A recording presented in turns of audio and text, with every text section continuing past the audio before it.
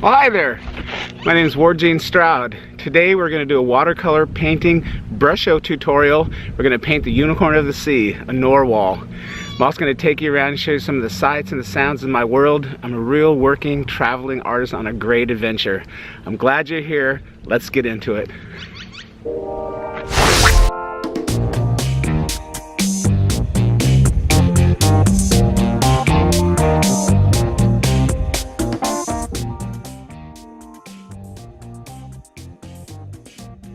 Do the intro in 3, 2, 1.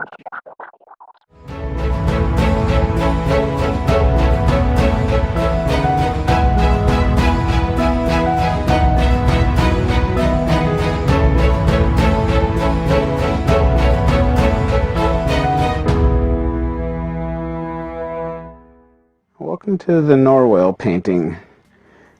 I'm going to start with masking fluid using a fine tip applicator, and the whole effect that I'm going for here is to have that spectral highlights bouncing off the backs or the back of this beautiful creature. The real trick here is by putting the masking fluid on and then letting it dry, completely dry. I'm going to go back and shape the excess masking fluid back so it's only where I want it to be, and hopefully it will give the effect of the light spectral highlights on the body of the whale. Be very careful when you're removing your masking fluid, especially if you're using a pointed eraser like I'm using, because you don't want to damage the tooth of the paper and bruise it and cause dark spots. And so I'm just very carefully going around and touching up those edges, and then I'm going to use a big Isabey mop, and I'm just going to slather on tons of water and kind of plow the field for the first wash.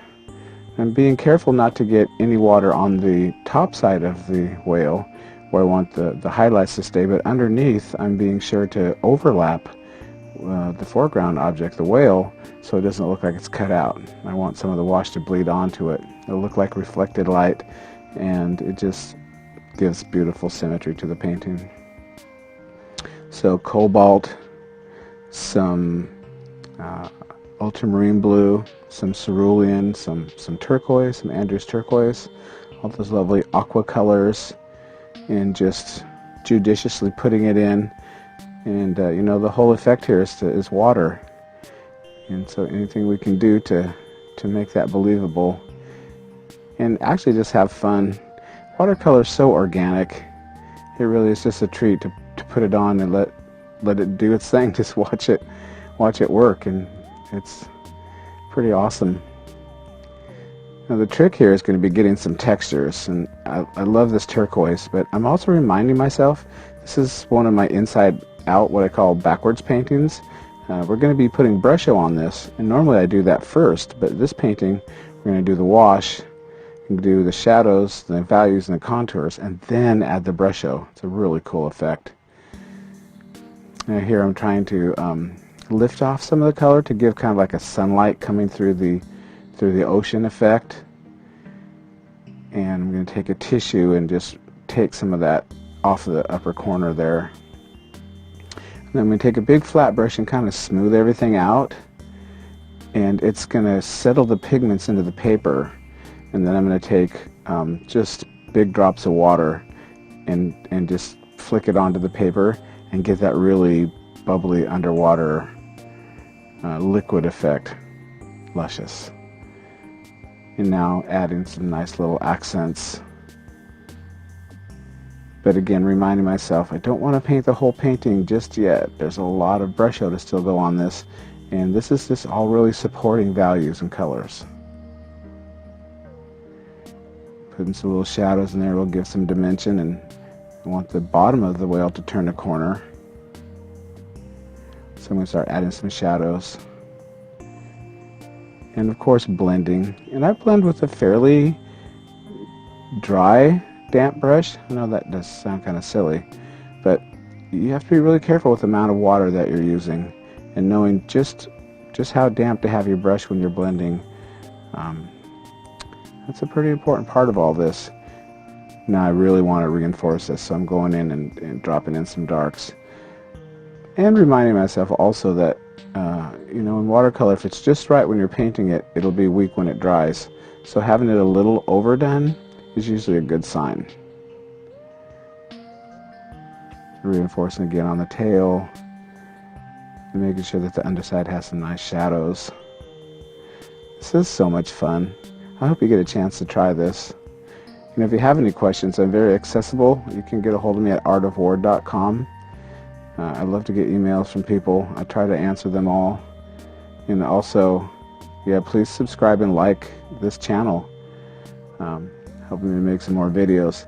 Now, this is really great. I'm using just one Brusho color, a little bit of gray Brusho, and I put it on a piece of scratch paper first so I can deliver it more judiciously into the painting. I find that it makes for a more even distribution and much gentler because a little Brusho goes a long way. And as you can see, I put just a tiniest bit of particles on there, and look at that color. Now I'm going to use a tissue and pat the excess moisture right off because I don't want the particles to spread too much. I really want to keep that staccato texture. It's just amazing. And now when it's dry, and I mean dry, like I left it sit out in the yard for hours till I knew it was super dry, I'm going to wipe off the masking fluid. If it's wet at all anywhere and you smear it, it'll just break your heart. So I waited till that was dry. I wiped off all the masking fluid, and now I get to go in and just add the finishing touches. This is the fun part. You're literally sculpting. Using darks to push things back, and then letting your highlights come out, and just really taking a moment looking at your painting and deciding, you know, what does this need? What do I have to do to convince the viewer that this is round, or this is forward and that's in the back, that there's a fin here. And of course, always with the eyes, extra attention. In any living thing, eyes are the focal point, and I really was super careful with keeping a little white spot in that eye, scraping around the rim of it with a credit card. I'm lightly going to go over this horn, which I guess is really a tooth, which I find fascinating. These creatures are truly amazing. I hope you'll take a moment and look them up. We can go on a little journey. It's fun to explore and fun to learn. Some little shadows on the back of the fin to give it a little dimension. The tail fin. And I love signing my name. I've been doing it that way since 2nd grade.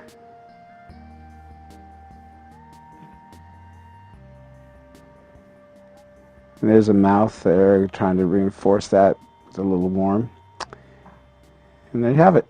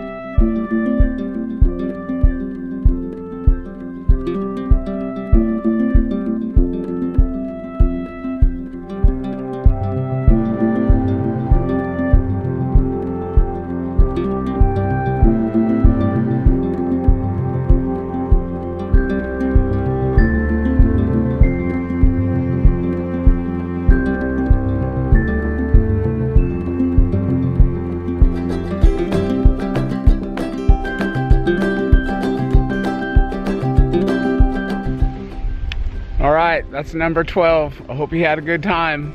Thanks for being here. If you have any questions, let me know. Hit me up at artofward.com. Any comments, leave them down below. Like and subscribe. Pretty pleased with a 1,000-pound cherry on top. All right, peace.